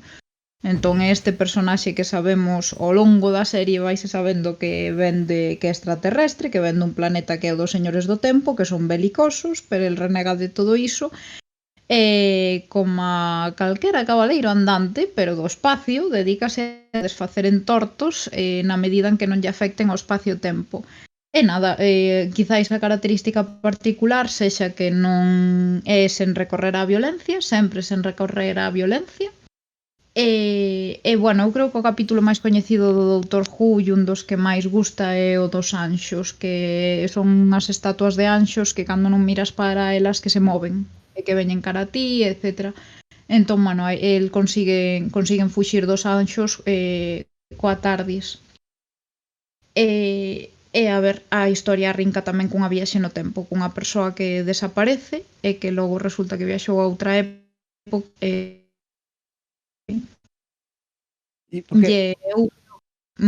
eu creo que tamén é unha serie que algunha das críticas que recibiu foi que empezou sendo de tantas temporadas que xa entroncan máis ben ca fantasía, non? Cando xa hai cuestións que a resposta pode ser que o fixe un mago, pois aí xa temos, non vou facer spoiler, o que queira que vexa a serie, pero aí sí que é certo que eu estou de acordo con esa crítica de que chega un punto en que xa non é tanto ciencia ficción como que igual se lles foi un pouquiño a man cara a fantasía. O Doutor Who é doutor, pero tampouco, quicir, de que sabe o Doutor Who? Vai por aí facendo cousas, pero cal é o seu coñecemento profundo das cousas? De física, supoño, non? Claro, el pode utilizar o espazo-tempo, que é o que pode facer a súa raza alienígena dos señores do tempo. Entón, simplemente el pois non é belicista e renega de todo iso ao contrario da súa raza, non? Entón, pois, eu entendo que ven de aí. De todas maneiras, eu xa o dixen nalgún outro baleiro, a solución de poñer un ente extraterrestre que viaxe no tempo pareceme maravillosa porque así escapas de calquera problema ético que tería para un humano viaxar no tempo, non? Sabendo o que vai pasar e decidindo se o impides ou non o impides. Entón, pois claro, se é un extraterrestre xa libraste de todo iso. E as tramas están. Como que de alguna maneira intúese que o señor non é doutor, pero para falarlle cos humanos, di, bueno, a ver, para que me entendades, eu son un señor moi listo que podo viaxar no espazo, sabes, que podo manexar o espazo-tempo, entón considérame como un doutor, non? Unha cousa así. Eu aquí o que entendo é que é doutor para os humanos, por un dominio do espacio-tempo que os humanos nunca van ter. Entón sería como se fora un especialista niso, desde o punto de vista humano. Un super Einstein. Claro, exactamente, desde o punto de vista humano. Entre os da súa raza, pois será un máis. Venga. E despois tamén o doutor riquiño, pero isto xa entronca tamén coa parte de que o fixo un mago, está o Doutor Strange, non? O de Marvel. Que é superheroe, cirurxán ficticio e feiticeiro supremo para protexer a Terra contra as ameazas máxicas e místicas. E practica tanto artes místicas como marciais. Eu aquí facer as loitas de poder interdimensionais. Sí, Eu aquí facer un breve inciso que evidentemente son doutores, non? Pero creo que a veces tamén compre, non? Diferenciar eses doutores que realmente son doutores, evidentemente Strange é doutor, non llevamos quitar aquí o título de medicina ou o que sexa, pero que non son importantes en sí para a trama, non? Do que contan. Quero dicir, Strange pode ser doutor como podía ser, o sea, Doctor Strange como podía ser o Profesor Strange, o que pasa que supoño que non vendería tanto na marca ou no a nivel ficcional ou como queramos Un entenderlo. profesor de historia que tiene un accidente de coche. Claro, non sei moi ben que tengas mans, ¿no? Que te necesitas mans para operar, bla, bla, bla. Podía ser un o que traballar nun obradoiro de reloxos, non? Que realmente pues tamén estaría nese sentido. Pero pásanos un pouco con Peter Parker ou con certos heróis, non? Que véndesenos un pouco como heróis. Iron Man creo que pode pasar un pouco lá, creo que logo veremos un pouco, pero son un pouco ese punto, non? De doutores sí, pero tampouco é tanto contextual. O sea, entendemos que son xente moi inteligente, xente que moi tal, pero que tampouco aquí non é o que os define ser doutor. Non sei se me explico. Creo que nese sentido os viláns son mellor moitas veces son máis definidos por ser doutores nesta ficción da que le vamos falando un rato que a xente riquiña por ser doutores, porque os exemplos que pusimos de doutores riquiños realmente, a excepción de Doc, quero decir, pero ao final Doctor Strange é definido por ser un extraterrestre. E o señor Doctor Strange, perdón, dixen Doctor Who é definido por ser un extraterrestre e Doctor Strange por ser definido por ser un mago. No caso do Doctor Ock, no, Doc Brown, pois sí que é doutor, no sentido estrito, por suposto, e sempre será un dos meus favoritos personaxes do cinema, pero como que custa un pouco máis pensalos, non? Atopalos, non? Como que é moito máis malévolo o doutor malo que o doutor bo, que é como algo máis, bueno, circunstancial. Non sei se me explico. Sí. Eu creo que aquí o sea, a cuestión é precisamente a do arco de personaxes, non? O sea, ou incluso unha cuestión de xéneros, porque case todos os heróis nestas estamos pasando un pouco no xénero do superheróis, non? Por exemplo, estabas pensando en Strange, estás pensando en Spider-Man, incluso en Iron Man, que no fondo serían como científicos ou enxeñeiros, pero o seu arco sempre é de policías, quer dicir, o que lles preocupa é loitar contra o crime, deter a outros malos, mentras que os doutores malévolos, o seu arco é de doutor, de ibris, de levar a tecnoloxía máis ao lado ético. Entón, en realidade, é que non son doutores, a pesar de que teñen os coñecementos deciden ser basicamente policías. De todos os modos, eu quería retomar o que dicía Carlos sobre o Doutor Strange, porque eu non estou tan de acordo realmente. Por varios motivos. Porque eu penso que ao que fai referencia ao nome de Doutor Strange, hoxe en día perdémolo un pouco. E o que fai referencia é un pouco a figura do mago de feria, as marcas de tónicos milagrosos, ese tipo de cousas, non? A idea de Doutor Strange ten unhas connotacións como circenses, incluso, como dicilo, de falar barato, non? De persoa que che vende pois un carcepelo maravilloso. Dai a capa, o mellor, ou tal. Sí, vai un pouco por aí. Eu penso que é doutor, porque ele efectivamente é cirurxán, mas tamén está esta cousa de que a maxia, cando apareceu Strange, non acaba de estar tan naturalizada no universo Marvel como está hoxe, non? Entón, hai como unha especie de pequena broma sobre o papel que xoga o propio Strange nese universo e de feito unha personaxe con, bueno, seria, pero tamén con moitos tintes cómicos, non? Entón, penso que sí que é importante e ademais cando pensamos na idea do Doutor Strange, precisamente polo nombre que ten tamén e pola dualidade home de ciencia, home de maxia, case parece, ou dame a miña impresión de que o seu doutoramento foi en maxia, non en medicina, non sei se me explico, non? Como que o que ten de doutor é por coñecer os arcanos. Alba, fala, porfa. É que, claro, é que eu, por exemplo, non o relaciono co mago feirante, senón que o relaciono con, bueno, con estas co budismo, coa crenza nos chakras, o sea, é a cuestión de, vale, ti fuches cirurxán e médico do corpo e agora vas ser médico do espírito ou da parte mística, que iramos chamar.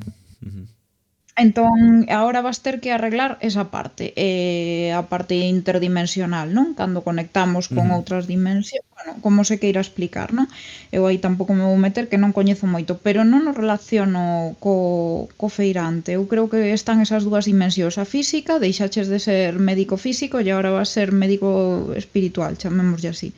Sí, eu estou de acordo, pero ademais deso, eu creo que o de ser Doctor Strange está feito para transmitir moi rapidamente unha das características do personaxe que é ser extremadamente fachendoso e flipado. É un señor tan flipado que mantén o título de doutor incluso no seu nome de superhéroe, sabes? Sí. O sea, son Doctor Spiderman, sabes? No, o sea, porque o Peter Parker non é tan flipado, pero sí que son o Doctor Strange, sabes? Sígueme chamando doutor. No, pero nas películas últimas bromea un pouco con iso, non? É mesmo personaxe un pouco fachendoso, é mesmo... Creo que na última de Spiderman, é que vina hai tempo, non me acordo, pero creo que lle facía ese rollo, non? De chámame polo meu nome, pero cando lle caía mal, chámame polo Doctor Strange, non? Non sei se facía un pouco así esa brincadeira, non? Un pouco tal... Pero sí que entra, que non analizamos moito hoxe, nin imos caer porque son estereotipos, non? Pero do doutor un pouco elevado, non? Desa mandomín un pouco se monta sobre os doutores que se son un pouco creídos ou non son tal, ou etcétera, etcétera, non? Como calquera que ten, supoño, certo poder na sociedade ou calquera, que en fin, da igual. Alba, compañera, non sei, creo que tiñas algún exemplo máis, non? Creo que neste imos estar todos moi contentos de escuitalo. Home, pois haberá que falar do profesor Utonio ou doutor Utonio, que é o científico responsable de crear as supernenas. Sabedes quen son as supernenas, non? Sí. Pois realmente o profesor Utonio é o protagonista masculino da franquicia e estivenme informando sobre a súa biografía, que é especialmente conflictiva. Imos coller as partes que nos interesan para o baleiro, porque se podería facer un baleiro só ca biografía do profesor Utonio. Pois imparte clases de física cuántica e fusión micronuclear no Centro de Investigación de Saltadilla. E estaba tratando de crear a nena con 3 ingredientes que son azúcar, flores e, dependendo da versión, cores ou cousas lindas. En castelán era cosas bonitas. E claro, ten un accidente por culpa de Mojo Jojo, que eu isto non o sabía, porque antes de desenvolver inteligencia superior, porque Mojo Jojo é un dos arqui-inimigos das supernenas, non? Pois antes de desenvolver inteligencia superior e volverse malvado, pois fixo que o profesor tropezase e rompese a botella da sustancia X, derramándoa sobre a fórmula de azúcar, flores, cores ou cousas lindas. Entón, segundo o máis interesante aquí é que segundo o seu pasado, Utonio era un cativo terrible que non ten ningún interés na educación ni na ciencia, pero cando 3 nenas perfectas do futuro o rescataron de Mojo Jojo, o Utonio obsesionouse tanto coa ciencia que creou as supernenas. É que esquecemos moitas veces, bueno, porque igual non estamos postos no lore, que as supernenas é un lazo temporal enteiro. Sí. O sea, en xeral ten un lore que flipas, pero eu simplemente quería dicir que penso que Supernenas está ben valorada, pero ainda así está moito menos valorada do que menos debería, valorada, porque sí. Totalmente certo. Totalmente certo contigo, Pablo. Non é a única, hai outras, pois tamén hai máis. No laboratorio de Dexter, que tamén habería... Eu creo que en xeral, perdón, Pablo, rápido, en Nickelodeon en xeral, con X series que ten esta estética que creo a través de Nickelodeon e tal, pero continúa. Pero non é Nickelodeon, penso, Supernenas. Perdón, Cartoon Network, perdón. Cartoon Network, sí. Sí, pero en concreto Supernenas é un nivel de ideas, de lore que engancha uns superviláns con outros, de parodiar todo un xénero que naquela altura non estaba tan presente como está hoxe, dos superheróis, é un desfase. Eu non sei, veríamos unha e outra vez en bucle. É que teñen a un mono malvado que se chama Mojo Jojo. Pouco perfección, poucas máis que de verdade, poucas cousas me ocurren máis perfectas que iso. E vexo moito antecedente aquí a Rick e Morty, e moitas cousas que hoxe valoramos moitísimo e non sei que e tal, pero eu vexo aquí moitísimo moitísima trama de... Estaban predicindo o futuro as supernenas. Rodicio, que dicías, tío? Mojo Jojo, estaban predicindo o futuro. Hola, política actual. Sí. Rodicio, que decías, perdón. Estou de acordo que en xeral as supernenas son interesantes polo que se atreven a xogar cos tropos e supertelos, a facer cousas locas. Falabas da relación con Rick e Morty e non o pensara, pero agora que o dis vexo moita conexión. E ao profesor Utonio non é unha excepción, porque estábamos falando moito das dos doutores tolos, pero que tamén poden ser médicos, que tamén poden ser como de maxia branca, por decirlo así. E a movida é que o doutor Utonio é todos ao mesmo Sí, tempo. queda aí no medio, non? Sí, Claro, para as supernenas é o pai, e entón é como unha especie de guía. Mestre ou Astilla, coaxu- non? Mestre Astilla, que se Sí. chamaba aquí, no? Sí, Mestre Astilla das tortugas ninja, non? Sí, As tartarugas efectivamente. ninjas. Pero para Mojo Jojo é o pai maligno, en plan unha especie de Víctor Frankenstein que o creou. De vez en cando ves como ramalazos do doutor que se está portando como moi ben coas supernenas, pero como que ten unha idea de ciencia tola e pensan como podería desenvolvela e acabar como un, sabes? Está como todo o tempo indo e volvendo das varias versións de científico tolo ou científico benévolo. Vou mandar Podría unha ser. hot take ahora que me dis isto de ese personaxe que traballa como doutor entre o bo e o malo segundo como queiras ver.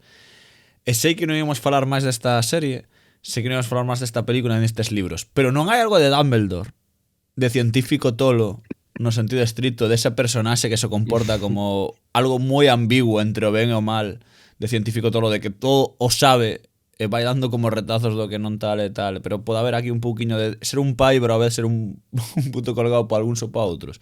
Isto os o dixo aquí e xa me vou, non quero tampouco crear un debate, pero, pero percibo ese punto moi similar ao pai das supernenas, non? Estou lembrando, non ten nada que ver, pero mentre estaba falando, puxome a buscar en Google Images viláns das supernenas. E acabo de lembrar que uns viláns son 3 amebas con sombreiros. Pareceme a puta hostia.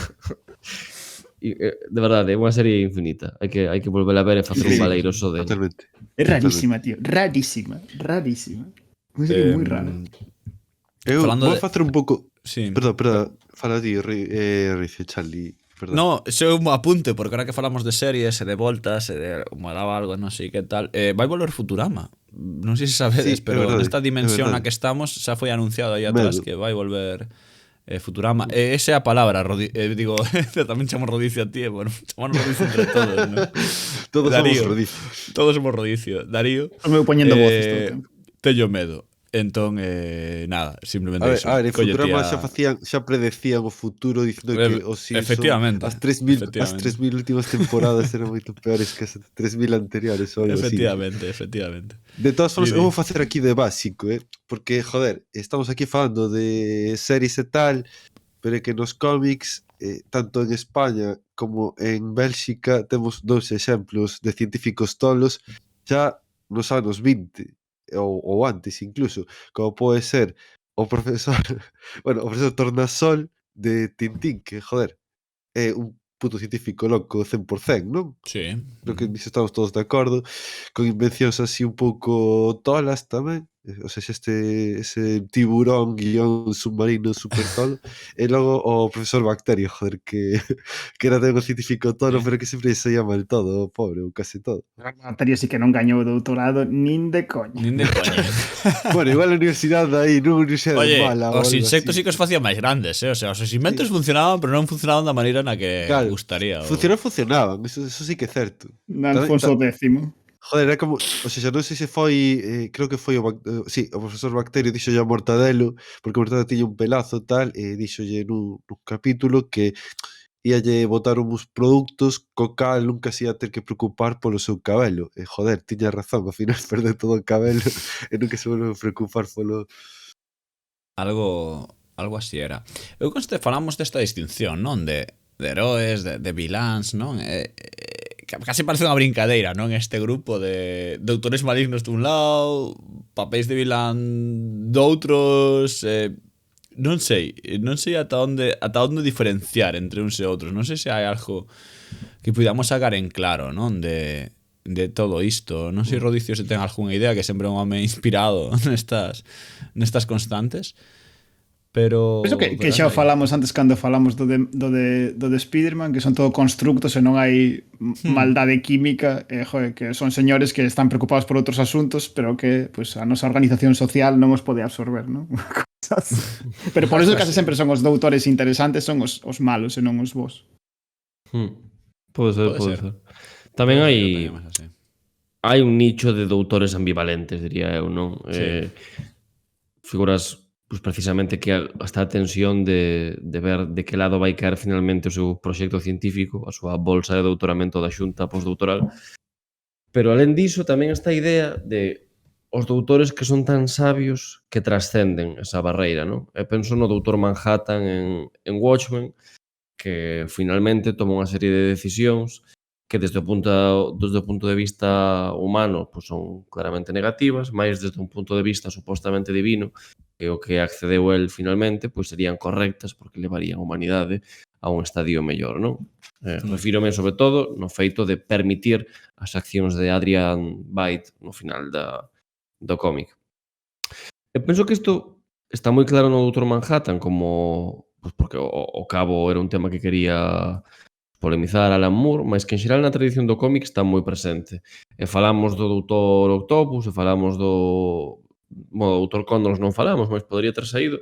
E non é por volver a este ámbito, non, pero hai unha cousa que sí creo que é interesante, que é o feito de que ambos os dous doutores, tanto Connors como Octavius, son inicialmente xente boa, decente e case como guías espirituais de Parker. Mais esta ambición acaba os transformando noutra cousa e sempre hai este xogo, penso, en todo Spiderman, mas tamén en moitos outros destes doutores ambivalentes de ir cara adiante e cara atrás, non? Pois Connors que se volve a transformar na súa metade humana e arrepíntese do que fai, Octavius que o desconectan momentaneamente dos brazos e di, meu Deus, que estou facendo? Por exemplo, na película tamén, non? Hai un tema aí de moitos produtos ficcionais deste tipos deste home que está por unha banda cegado pola ansia de saber, mas que por outro conserva a súa humanidade que lle tira para atrás moralmente, di non fagas isto, tal. En fin, que a propia ambivalencia é un tema, diría eu. Sí, e o do Dr. Manhattan a versión máis extrema, na que o tipo xa non dubida de si mesmo, pero ti xa non o podes comprender. Está noutro plano de coñecemento que ti xa non comprendes. Entón xa non entendes cales son as súas motivacións, nin nada como personaxe. De feito, non sei se vistes Watchmen, a serie que fixo HBO. A mí gustou moito.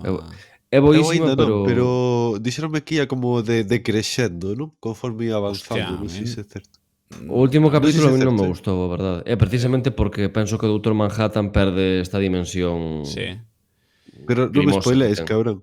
Non a spoilear, pero eu considero unha boa serie e considero que hai unha dimensión moi chula ao Dr. Manhattan en xeral, ou como unha persoa que pode ver pa diante e pa atrás como percibe, non? O conceptos como amor ou cosas así, non? Vamos a dicirlo así. Cousas humanas, como alguén que sabe o que vai pasar ou que non vai pasar. Había un punto tamén... Agora que penso... Perdón, Agora que penso en The Expanse, un dos malos non un doutor tamén. Como se chama? Hai doutores a tomar polo cu, como digo eu. Digo, chaval. Pero os deberes feitos antes de vir, Tens que traer aquí, Acabo de lembrarme agora.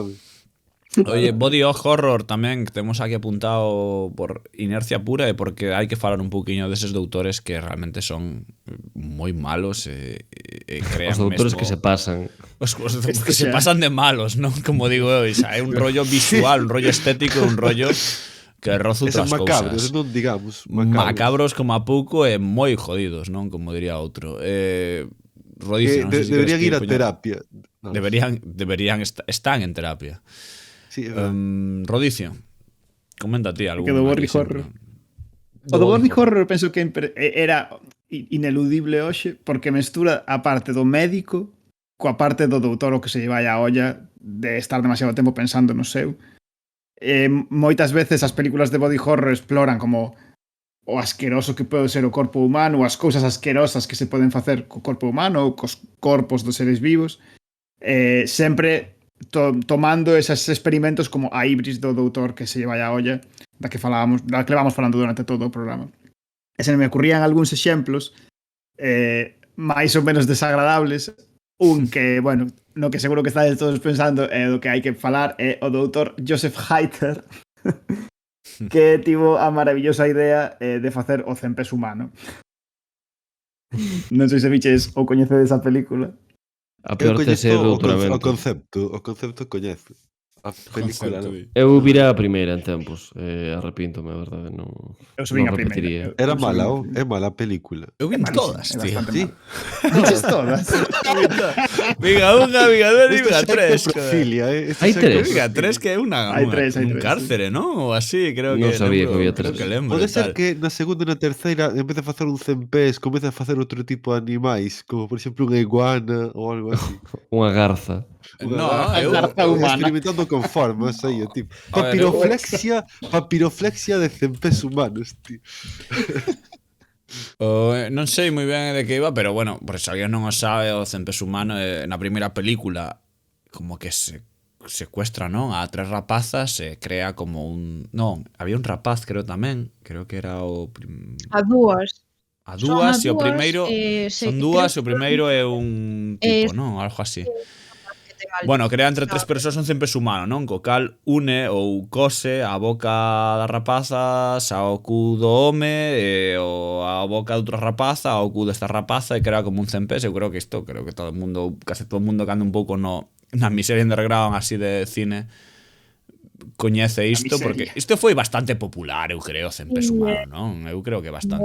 Non sei se underground é unha palabra demasiado nobre para describir ese nicho, pero bueno. Non, pero eu creo que isto como... A ver, eu digo isto desde o personal. Certo que Eu non sei. acordo que na miña experiencia persoal, perdón, Alba, un momentiño, foi como bastante coñecido o tema do Cempés humano, como que era unha peli mítica, rollo así de serie B, da hostia, jiji, jaja, pero que son, por exemplo, moito máis descoñecidas, perdón, a terceira ou a segunda, pero como que a primeira é moi vox populi, rollo que sí, que todo o mundo a viu, que hai un rollo aí con el, que é unha mierda, pero que todo o mundo coñece a mierda esta. Entón non sei, a terceira sí que é pura... É que eu vina non hai tanto, a terceira que suben que existía Hostia, non hai Carlos. tanto, e que suben que existía e dixen, joder, pois vou ver a ver de que carallo vai, e vai un rollo no cárcere xa na cadea que fan ali un experimento delicioso, como podes pensar e tal, pero é moi entra dentro destas películas, para min entra na corrente Hostel ou na corrente así gore gratuito, non? Desta Sí. época Sí. mesmo europeísta, non sei se decir, non europeísta, non unha palabra, pero no rollo de que en Europa non creo que pensedes na palabra europeísta nese sentido. Pero non, Ramón pero Piñeiro como que de vas a Cempés Europa humano. que che poden pasar estas movidas. E o mellor a primeira película pasa en América, non? Pero como que o médico como que alemán, non sei que, como que este rollo que te venden Claro. tal, non sei que, é como Como que non. hai un Vamos. rollo moi extraño en Europa cando vas que te poden joder en calquera lado, non sei. Sobre todo, digo Europa e digo Europa do Oeste, quero decir, máis que... Estades todos pensando en Ursula A ver, von der ten Leyen que e no especial, Cempés humano. Cos experimentos biológicos que se Europeísta. fixeron. Como Alba, perdón? Que ten que ver ao personaxe do doutor, ten que ver coa Segunda Guerra Mundial e Sí, está sí. baseado nun doutor Sí, real. Cos experimentos biológicos que se fixeron, a ver, non se fixo ese experimento, non sei se me explico, pero Non. experimentaba Os nazis. No, a ver, é que o tipo é... Ademais, eu creo que no argumento das peli, eu creo que a terceira, por exemplo, sí que é estrictamente nazis o tema, non sei que, eu creo que fan referencias directas tal, pero bueno, que Joseph Mengele claramente, que é un rollo así Sí. de... Bueno, tal. que en España temos a versión de Mengele tamén, que era Pareceme difamatorio para Vallejo os nazis esto, Pareceme No, vale, difamatorio que se les relacione o Cempés humano cos nazis, tío, ni sequera os nazis Bueno, pensaban podemos nestas mierdas, podemos permitilo. Bueno. Podemos permitilo, no tal.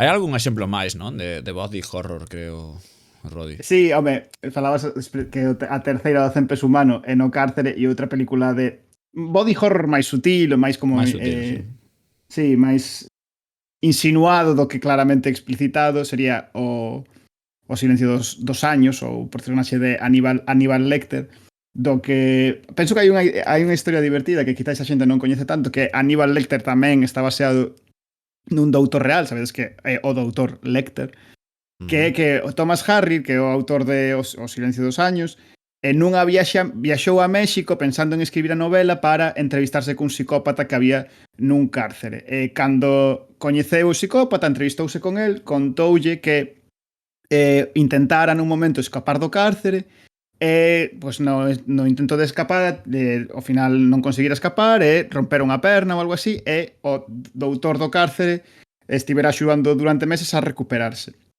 E o Thomas Harry, o escritor, interesado por este asunto, foi a entrevistar o doutor, que era o doutor Salazar, e estivo falando con él, e pareceulle un tipo moi interesante, como moi intelectual, tal, e só ata que estaba xa a marchar do cárcere, que foi a falar co alguacil do cárcere, que lle contou que en realidad este doutor Salazar era outro psicópata que tamén estaba metido no cárcere, facía funcións de médico, pero que era un recluso, e que era, bueno, pues tiña algúns intereses tamén caníbales e algún tipo de asunto así.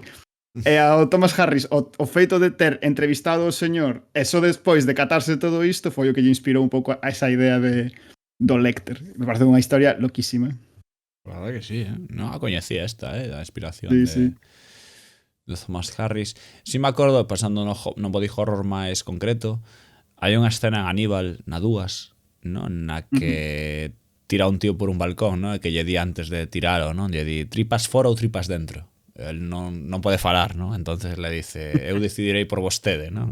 Tiralle, reventa ou tira para baixo e caen as tripas, ¿no? E ademais estaba como un rollo histórico aí que tiña exactamente moi ben medido, ¿no? Aníbal. Pero é un libro que, falando do libro, eu recomendo bastante, A mí gustou moito o libro en sí, da historia de Aníbal, o de Thomas Harris, sí.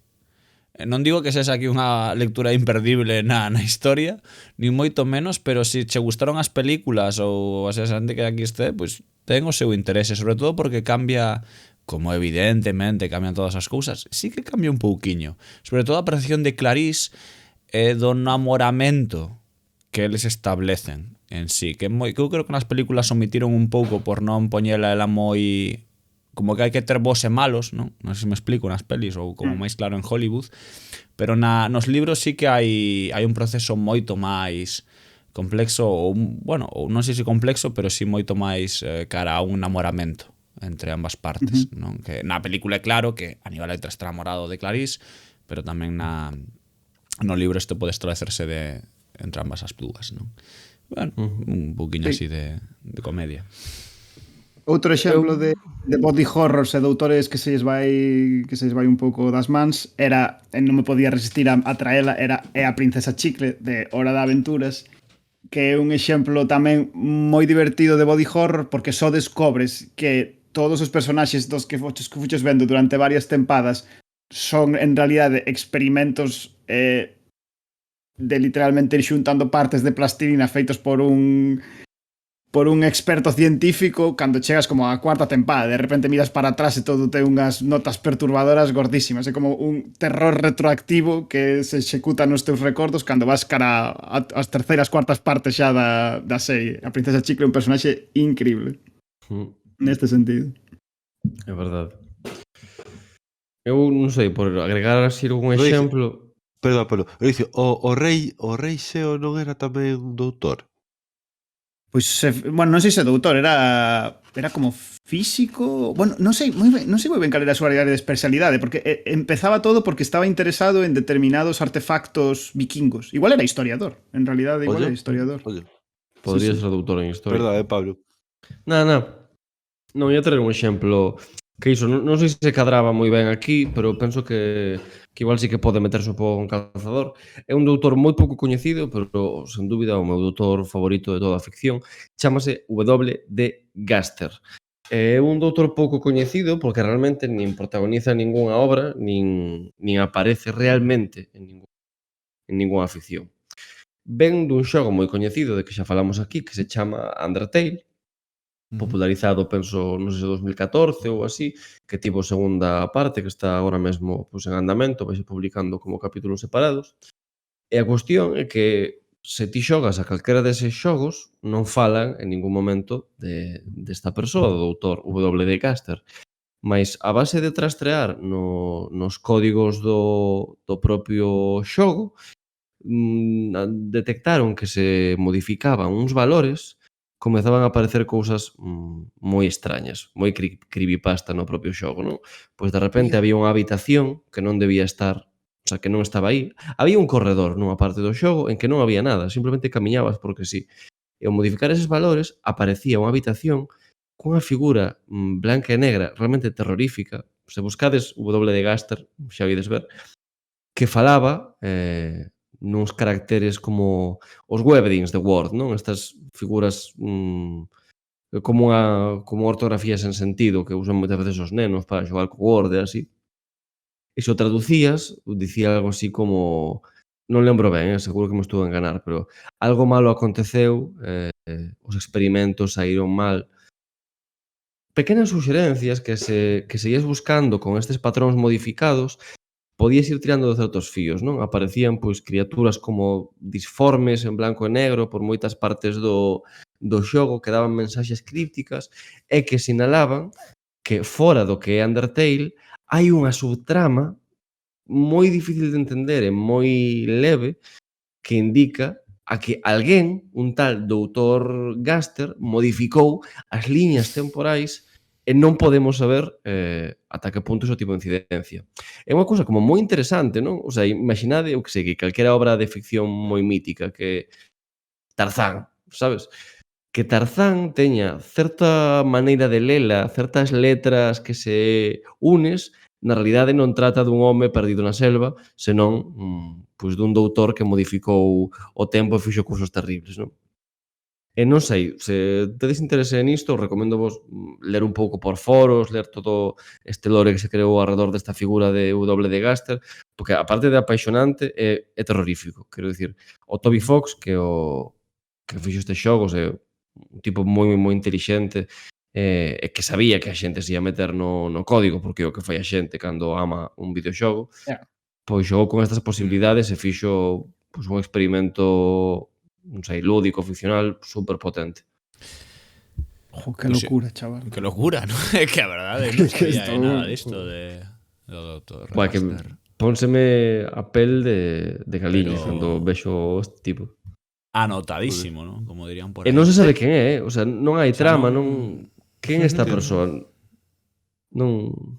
É só un anaco de código que está aí e que suxire que podería haber algo máis.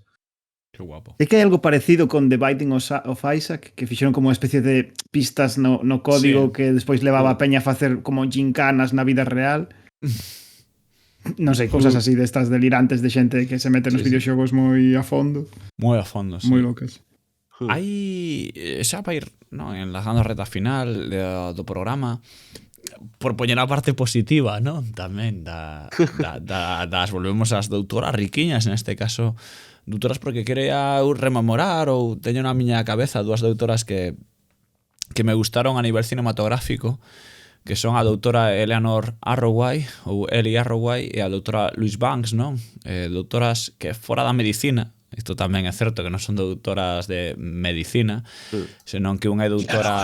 Filólogos. Nada, filólogos. Unha doutora, supoño que... Eu entendo que a Louise Banks é filóloga realmente, porque entendo que para onde está nesa posición na que fala ten que ser doutora xa.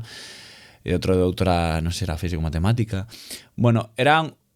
Ambas as dúas establecen un vehículo de comunicación con seres de outros mundos, non? Falo da primeira, Eleanor Arroway, en Contact, e a segunda na Chegada, non? De Arrival, que son dúas películas con certa interconexión, non? Na linguaxe fílmica, non? Son dúas películas que cando saiu de Arrival falouse moito de Contact, non? Na idea dos alienígenas, do difícil que sería falar cos alienígenas, do difícil que sería, non é tanto esa destrucción da Casa Blanca, senón no punto outro de como establecer contacto cunha civilización que está moi por riba de nós, non? Ou entender a realidade de outra maneira, ou etcétera, etcétera.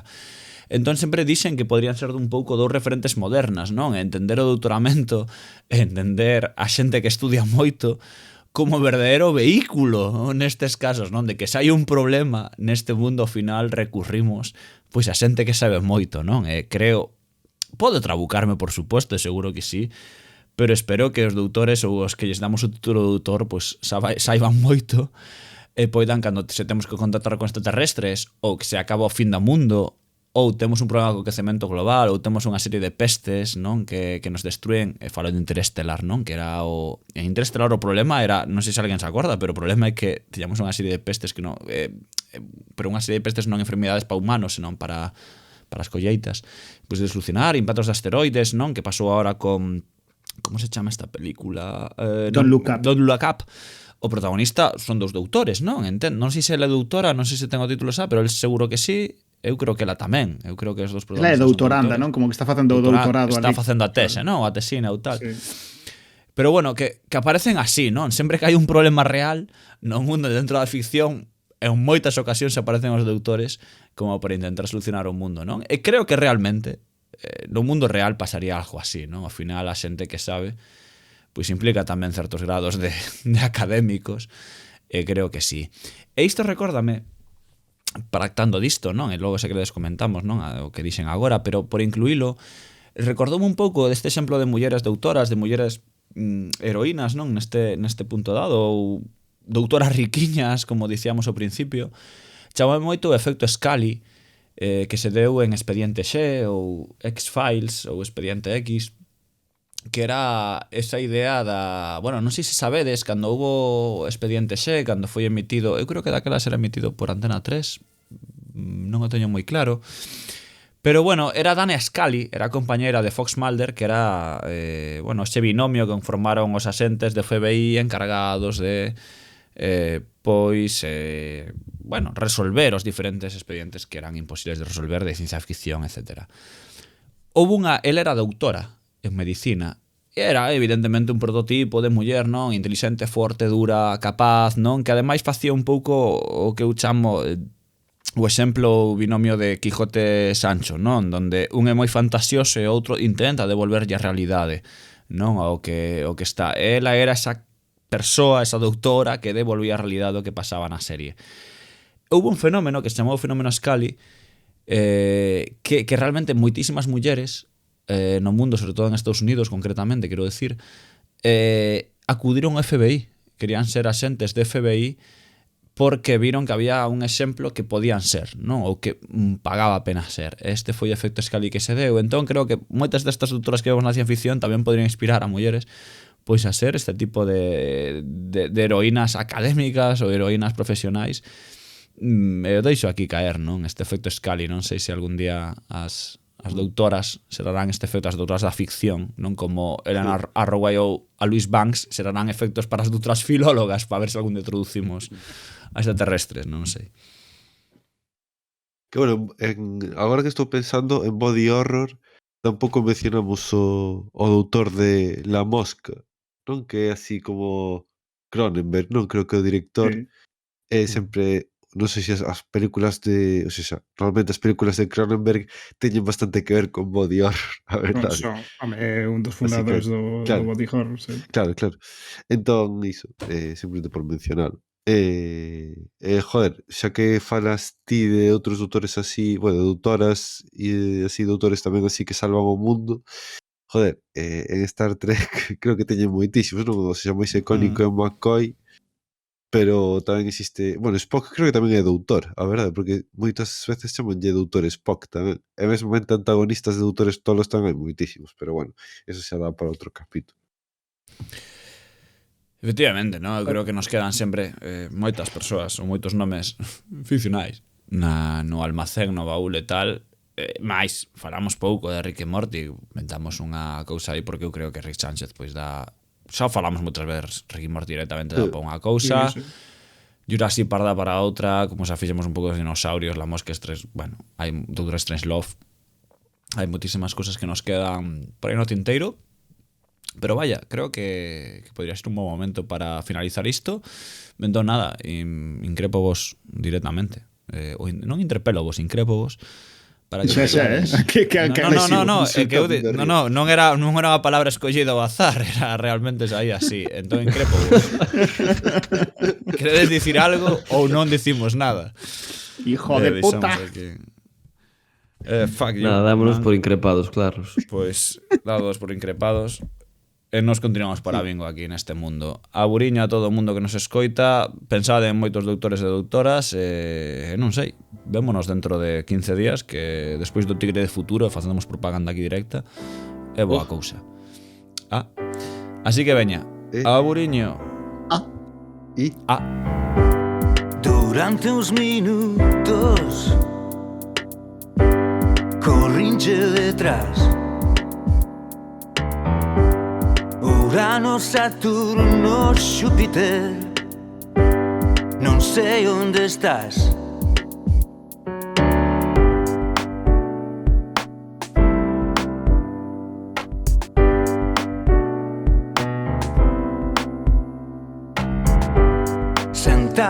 no porche.